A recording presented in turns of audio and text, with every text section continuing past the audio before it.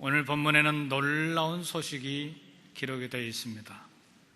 이 밤만 지나면 교회 중심 지도자, 핵심 지도자인 베드로의 목이 헤롯의 칼에 의해서 목베임을 당하는 그런 절대절명에 위급한 순간인데 베드로가 살아서 나왔습니다. 쇠사슬이 손에서 벗어졌습니다. 극한 상황, 위기 상황, 절벽과 같은 상황 속에서 쇠사슬이 풀어지고 감옥이 열리는 놀라운 복이 여러분의 삶 가운데도 있기를 주의 이름으로 축복합니다. 특별히 2013년도에 그런 일이 우리 교회 여기저기에서 많이 간증되기를 간절히 소원합니다. 베드로가 천사의 도움으로 감옥을 빠져나왔어요. 근데 첫 번째로 베드로가 간 곳이 마가 요한의 어머니 마리아의 집, 예수님과 제자들이 최후의 만찬을 가졌던 마가 요한 마리아의 집, 그 집, 기도의 처소요, 예배 처소인 그곳으로 갔어요. 참 한밤을 지나면 목이 잘려 죽는 그런 엄청난 위협 속에 있었는데, 저 같으면 보고 싶었던 아내를 향해서 그냥 달려갔을 것 같은데 베드로는 아내 찾지 아니하고 예배 처소로 갔어요. 기도 처소로 갔어요. 이게 베드로의 영성입니다. 하나님을 중심하고 성전을 중심한 베드로의 영성입니다. 사랑하는 성도 여러분, 교회는 세계 역사의 중심입니다. 그걸 믿습니까? 세계 역사를 다 보면 교회를 중심으로 해서 세계 역사가 이렇게 진행된 것을 보아요. 그래서 영어에도 히스토리는 그냥 역사가 아니에요. 히스와 스토리를 딱 나눠서 보면 히스가 누굽니까? 예수님이에요. 스토리, 예수님의 역사예요. 교회의 역사가 세계 중심입니다. 그래서 베드로는 그 영성대로 신앙대로 교회를 먼저 찾은 것입니다. 교회 가보니까 초대교회 성도들이 이 기도 처소로 모여서 계속해서 기도하고 있었어요. 간절히 기도하고 있었어요. 이게 가정교회죠. 오늘날처럼 이런 건물로 된 교회는 없었어요. 건물로 된 교회는 예수님이 돌아가신 지 300년이 지난 313년 기독교가 니케아 종교회의 이후에 로마 기독교로 국교로 정해진 다음에 그 다음부터 교회 건물이 이제 지어지기 시작했기 때문에 지금은 교회 건물은 없어요. 다 가정교회죠. 이곳에서 오늘 12절의 말씀을 보니까 깨닫고 마가라 하는 요한의 어머니 마리아의 집에 가니 여러 사람이 거기에 모여 기도하고 있더라. 죽을 고비를 넘긴 것 얼마나 가슴이 벅찹니까?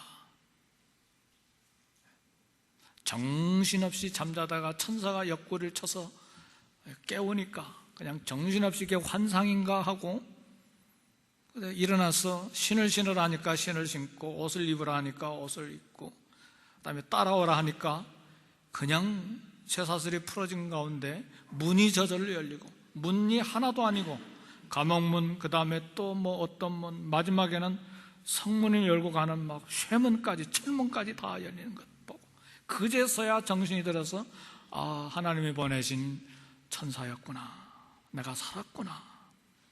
얼마나 가슴에 벅찼겠어요. 네, 그것만 해도 가슴이 벅찬데 이 가정교회 마가 요한의 어머니 마리아의 집에 오니까 성도들이 간절히 기도하고 있었어요. 얼마나 반갑고 얼마나 감격스러웠겠습니까? 사랑하는 성도들이 모인 곳에 자기를 위해서 기도하고 있는데,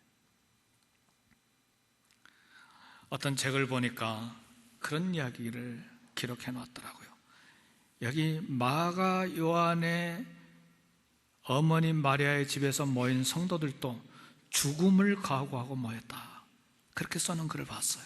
왜냐하면 교회의 지도자인 베드로를 잡아서 죽이려고 감옥에다 넣었기 때문에 이제는 기독교인의 이름으로 모인 곳에 있는 사람들은 다 잡아 가두는 것이죠. 그런데 베드로를 위하여 목숨을 걸고 모여서 기도한 것이죠. 이런 담대한 믿음이 저와 여러분들에게 있기를 주의 이름으로 축복합니다.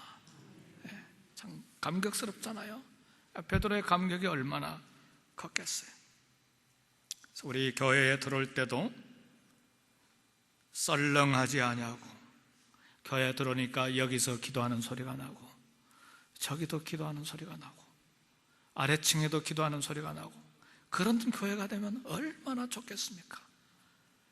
일주일 중에 하루 교회 와서 보니까 여기 방에서도 성경 공부하는 모임 있고 저기 방에서도 성경 공부하는 모임 있고, 또 교회 일주일 중에 하루 들어오니까 사람들이 모여서 거룩한 성경과 봉사일을 하고, 이게 얼마나 아름다운 거룩한 모습입니까? 아침 저녁으로 성도들이 교회에 모여서 이처럼 기도하고 성경 공부하고 거룩한 봉사를 하고 바쁘게 움직인다면 이 교회야말로 살아있는 교회. 교회는 만민이 기도하는 집입니다. 우리 교회가 그런 살아있는 교회가 되기를 주의 이름으로 축복합니다. 늘 기도 소리가 넘치고 늘 찬송 소리가 넘치고 일주일 내내 교회 방마다 구석마다 성경 공부하는 모임이 있고, 얼마나 살아있는 교회입니까? 여기에서 힘이, 영적인 스피리추얼 에너지가, 스피리추얼 파워가 여기서 나오는 것이죠. 그래서 교회가 부흥되고 성전 문지방에서 흘러나오는 은혜, 영적인 능력이 이 코리아타운을 적시고 LA를 적시고 이 캘리포니아를 덮고 마지막에 선교지까지 이 은혜가 흘러넘치게 되는 그런 비전과 그런 꿈과 기도가 저와 여러분에게 있기를 주의 이름으로 축복합니다. 무리들이 기도할 때 베드로가 문을 두들겼어요. 막 크게 두들기지는 않았을 거예요.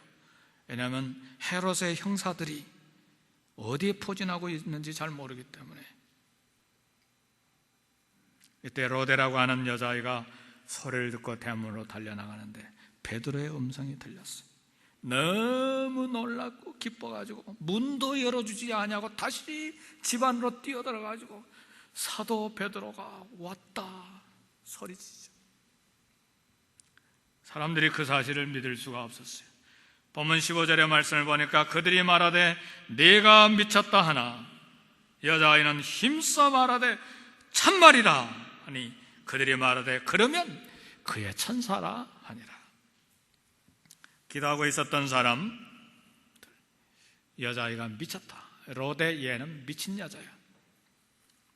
정말 베드로가 왔다고 하니까 조금 양보해가지고 그러면 그의 베드로의 천사일 것이다.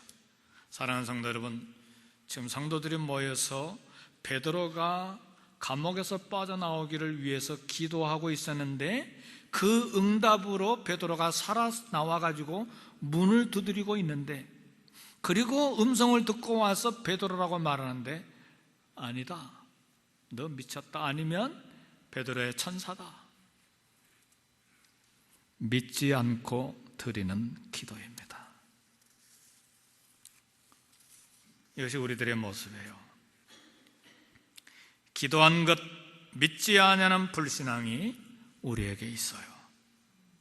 우리의 문제는 기도하지 않는 것이 아니라 기도한 것을 믿지 않는 것이 우리 문제입니다. 미국 알래스카에 스티브라고 하는 청년이 처음으로 교회를 나갔습니다. 난생 처음으로 이 청년이 교회에 나가서 예배를 드리는데 설교에 목사님이 마태복음에 나와 있는 겨자씨만한 믿음이 있으면 이 산을 명하여 저리로 옮기라 하면 옮겨질 것이요, 이런 말씀을 들었어요. 근데 이 스티브라고 하는 청년이 그 설교 말씀을 듣고 눈이 번쩍 띄었어요. 왜냐하면 자기 집 뒤에 산이 있는데 겨울이면 눈 사태가 나가지고 골치가 아프거든요. 그래서 그 말씀을 난생 처음으로 듣고는 내가 이 기도, 이 말씀대로 한번 기도해가지고 한번 그 말씀 응하는 것을 보리라. 그래서 기도하기로 마음을 먹었어요. 이 소식이 설교한 목사님의 귀에 들어갔어요. 설교한 목사님이 은근히 걱정이 되기 시작했어요. 2000년 전에 예수님이 그 말씀을 하셨는데 감람산이 들려져 가지고 사해바다로 빠진 역사 기록이 없거든요.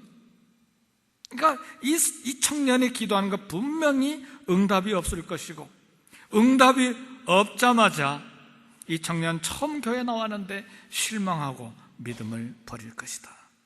그래서 하나님 앞에 기도했어요. 하나님, 뒤처리 좀 잘 부탁드립니다. 하나님.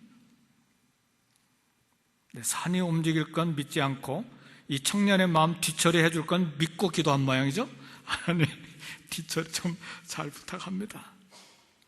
이 청년이 열흘 기도하고 20일 기도하는데 후퇴하지 않고 기도해요. 30일 기도하고 40일 기도했는데도 지치지 않고 기도했어요. 어느 날 40일이 지난 다음에 막 얼굴이 막 싱글벙글해가지고 목사님께 와가지고, 목사님, 요즘에는요 하나님이 산을 들어가지고 옮기는 것이 아니고 기계를 가지고 산을 옮깁니다. 무슨 일인가 이야기 들어봤더니 고속도로를 넣는데 흙이 필요하니까 막 큰 트럭들이 막 수도 없이 와가지고 산을 옮기고 있는 거예요. 응답하기를 기뻐하시는 하나님 앞에 믿음으로 기도할 수 있기를 주의 이름으로 축복합니다. 믿지 않고 드리는 기도, 증언부언하는 것이죠. 때로는 기도 응답이 늦어져 가지고 낙심이 되고 고통스러운 경우들이 있어요.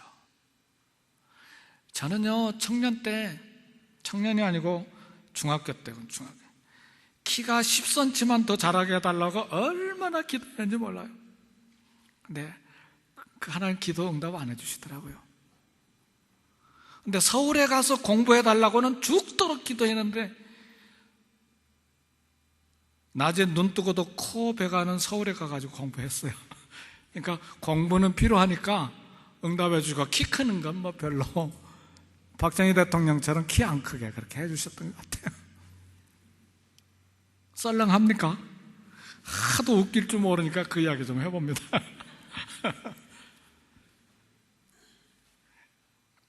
네, 기도 응답이 늦어지고 그래서 낙심되고 고통스럽고, 이것이 이제 우리 성도님들만 아니라 저의 경험이고 많은 분들의 공통적인 경험이에요. 근데 우리들만의 경험이 아니라 성경에 기록된 많은 인물들도 그런 고통을 겪었어요. 마리아와 마르다가 자기 오라버니 나사로가 죽을 병이 들어서 죽어가고 있어서 사람을 보내서 예수님 빨리 와서 좀 어떻게 좀 해결 좀 해주세요. 근데 우리 예수님 소식을 듣고도 그냥 뭐 지체하고 이런 일 저런 일 하다가 막 이틀씩이나 늦어버렸어요. 그래서 나사로가 죽어버렸어요. 얼마나 두렵고 고통스러운 일입니까?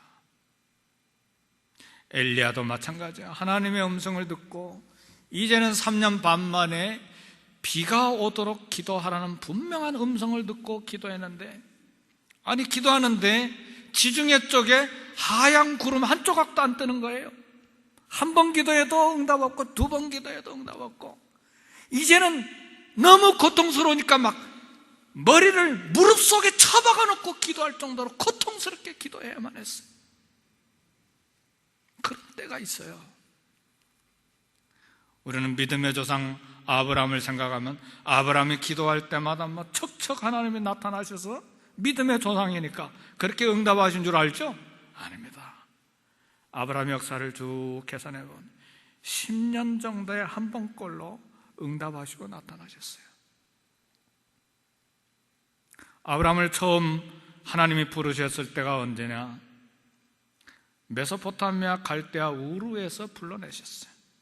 아버지 데라하고 이 아브라함이 자기 아내랑 조카 롯이랑 데리고 가나안 땅으로 오는 길에 하란이 살기가 좋으니까, 갈대아 우르보다 더 좋은 도시가 나타나니까 거기에 눌러서 살아버렸어요. 수십 년이 지났어요. 아버지 데라가 죽을 때까지 거기 살아버렸어요. 그러니까 하란의 하나님께서 다시 한번 나타나셔서 내 본토 친척 아버지를 떠나 내가 내게 지시할 땅으로 가라. 그것이 창세기 12장에 이때가 아브라함이 75세였어요. 성도 여러분,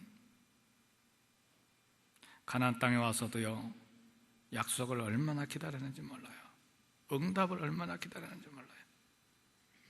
그래서 자기 몸에서 아기가 없으니까 자기 집에서 키운 이 종 중에 한 사람은 엘리에섹을 키우다가 그래도 안 되니까 세컨 와이프를 얻었어요. 그래가지고 이스마엘을 낳았어요. 이것 때문에 하나님께서 13년간이나 침묵하십니다. 아무 말씀도 안 하시는 거예요. 이스마엘을 낳을 때가 86세, 그리고 아브라함에게 나타나신 때가 99세였어요. 그러니까 13년간 그 가운데 성경 구절이 하나도 없어요. 하나님의 말씀 기록된 성경이 없었던 이 아브라함의 시대 때 하나님께서 꿈으로도 환상으로도 천사로도 음성으로도 아무것도 나타나지 않고 13년간이나 지내야 했던 아브라함, 얼마나 고통스러웠겠어요. 그래서 이때는 들은 말씀을 10수년씩 묵상해야 했어요. 그리고 기도응답은 25년이 지나서 그 몸에서 이삭이 나온 것이죠. 성도 여러분, 일생 동안 하나님께서 몇 번 들려주신 말씀, 몇 번 하나님을 경험한 그 체험을 가지고 천국까지 여행하는 것이 저와 여러분의 신앙생활입니다. 날마다 이렇게 음성이 들리고 꿈에 뭐가 보이고 환상이 보이고 천사가 나타나고 그런 게 아닙니다. 그건 믿음이 아닙니다. 엊그제도 말씀을 드렸습니다만 날마다 하늘에서 달러가 100달러짜리가 떨어지면요, 1년 지나고 2년 지나면 그건 기적이 더 이상 안 해요. 그리고 감사하지도 않아요. 이스라엘이 미디안 광야에서 날마다 40년 동안 하늘에서 달러가 떨어졌거든요.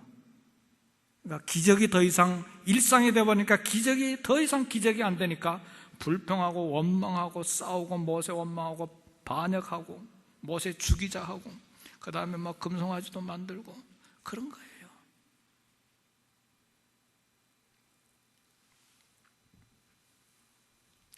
기도응답이 잘 안 될 때요, 외로워하거나 낙심하지 마세요. 놀랍게도 우리 하나님께서는 저와 여러분들을 위한 엄청난 놀라운 계획들을 가지고 계세요. 시편 139편 16절 17절 말씀 보면 내 형질이 이루어지기 전에 주의 눈이 보셨으며 나를 위하여 정한 날이 하루도 되기 전에 다 주의 책에 기록되었나이다. 하나님이여, 주의 생각이 내게 어찌 그리 보배로운지요, 그 수가 어찌 그리 많은지요.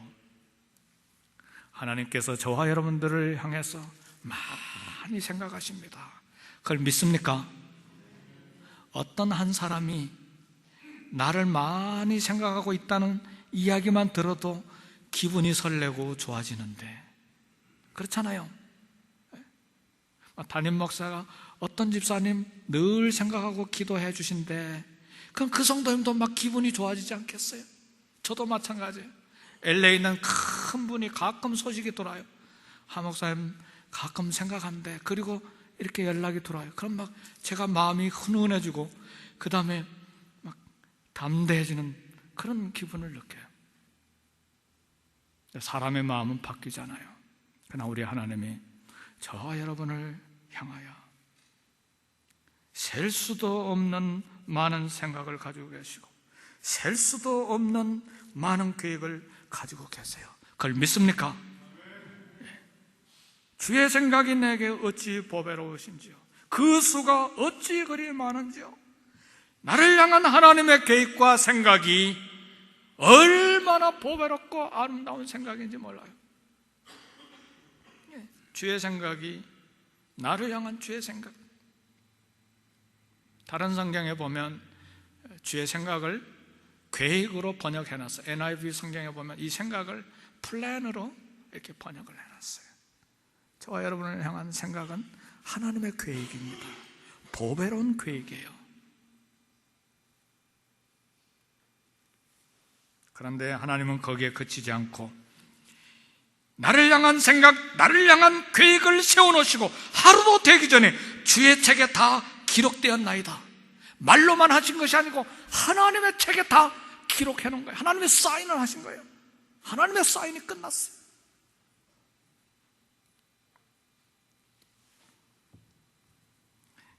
그래, 레이크우드 교회의 조엘 어스틴 목사님이 이런 말을 했어요.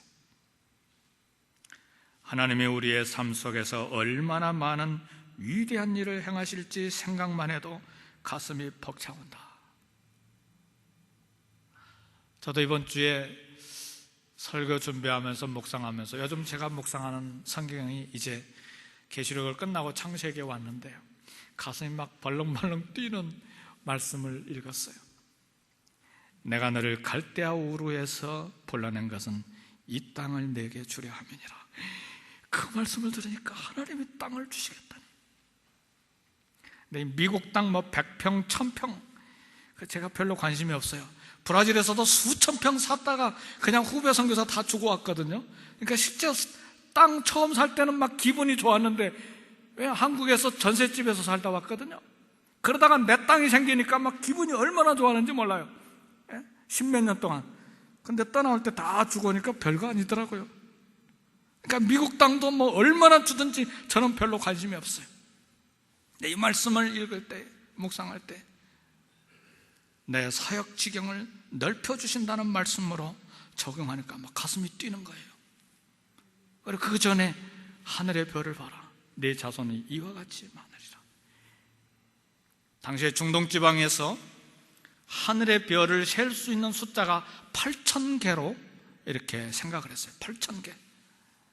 지금은 뭐 1000억 개 넘치게 막 망원경으로 다 보는 시대지만,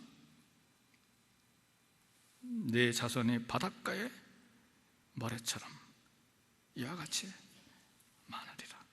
하나님, 영적인 후손과 자손을 이렇게 많이 주시겠다는 말씀이시군요. 가슴이 뛰었어요.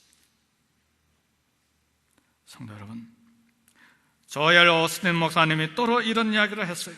하나님이 얼마나 큰 복을 주시려는지 제대로 알면 놀라지 않을 사람이 없다.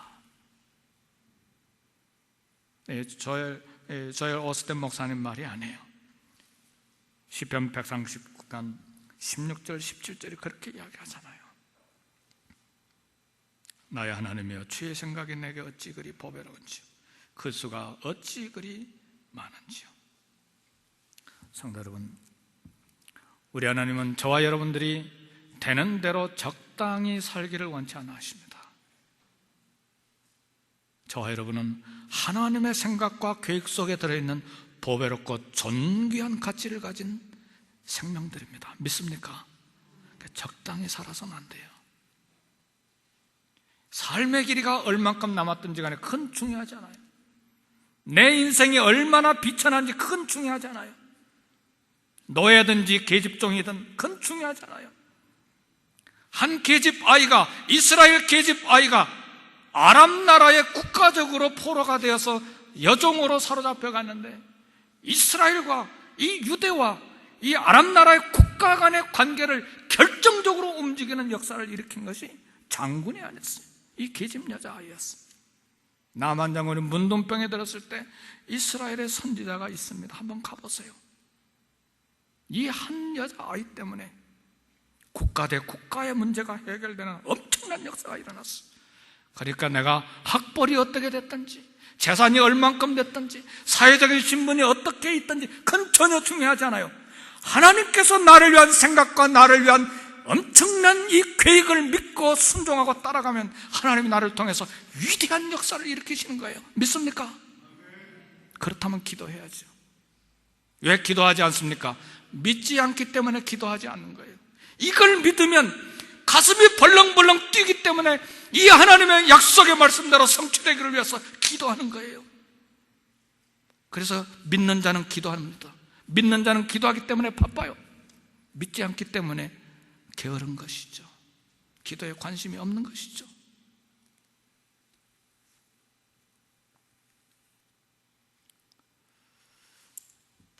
낙심하지 말고 끊임없이 인내로 기도해야 합니다.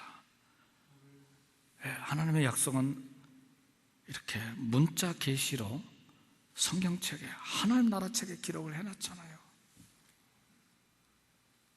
미국 땅이 갑자기 증발해버려도 하나님의 말씀은 1.1획 움직이지 않고 그대로 성취될 걸 믿습니까? 천지는 없어지거니와 하나님의 말씀은 1.1획이라도 변개치 아니하십니다. 저는 그걸 믿습니다.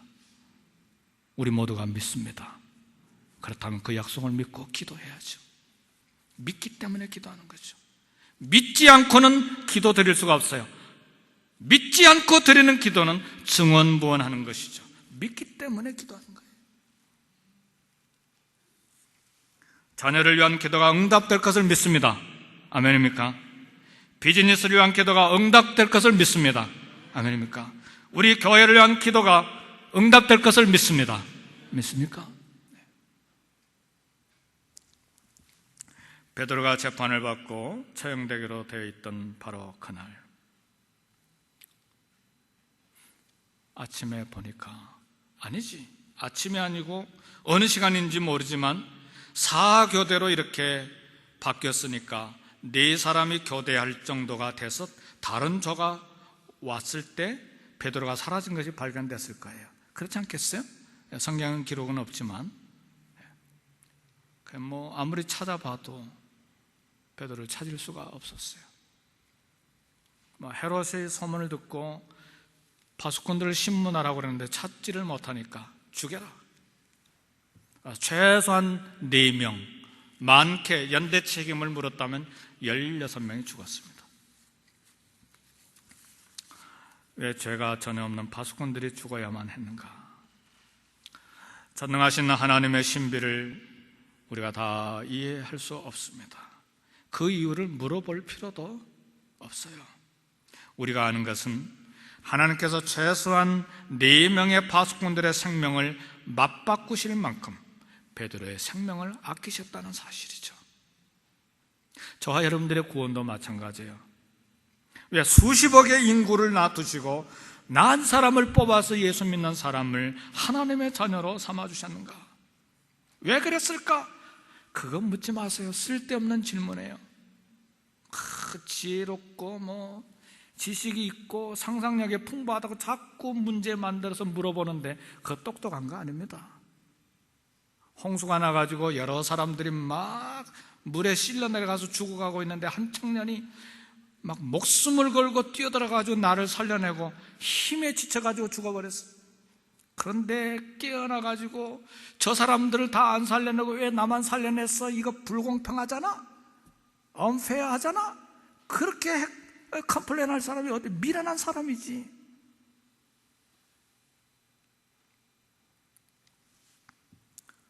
십자가에 흘리신 예수님의 피로 구원해 주신 그 은혜에 감격할 뿐이에요. 그리고 그 은혜에 보답하는 삶을 평생에 살기로 결단하는 것뿐입니다. 사도 야고보를 죽이고 파수꾼들을 죽인 헤롯 아그리파 1세, 하나님이 심판했어요.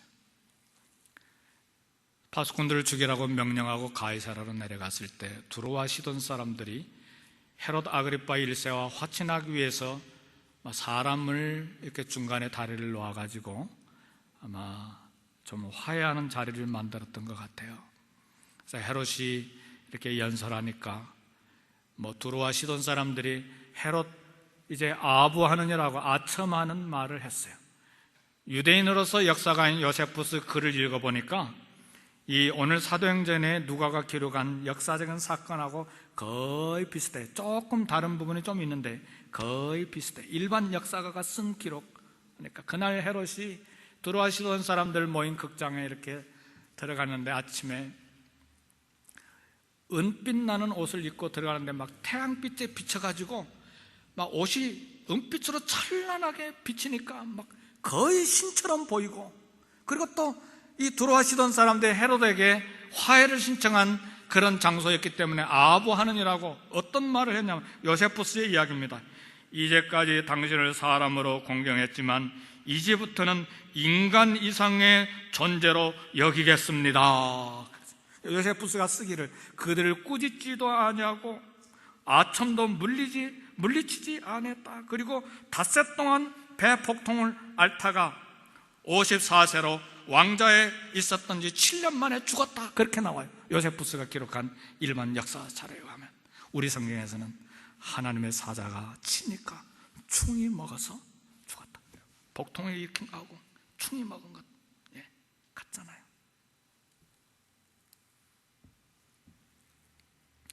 헤롯이라고 하는 이름을 가진 성경 인물 중에 겸손한 사람이 한 사람도 없었어요.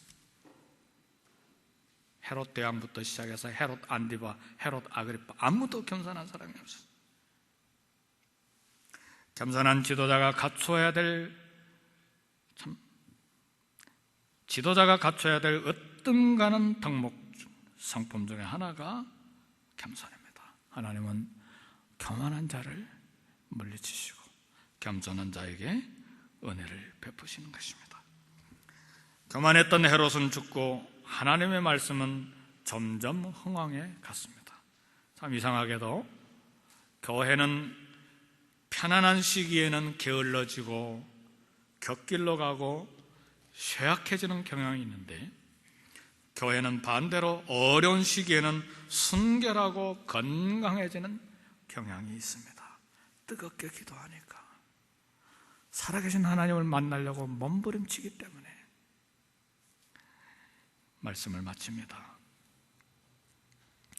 한 동네에 극심한 가뭄이 들었어요.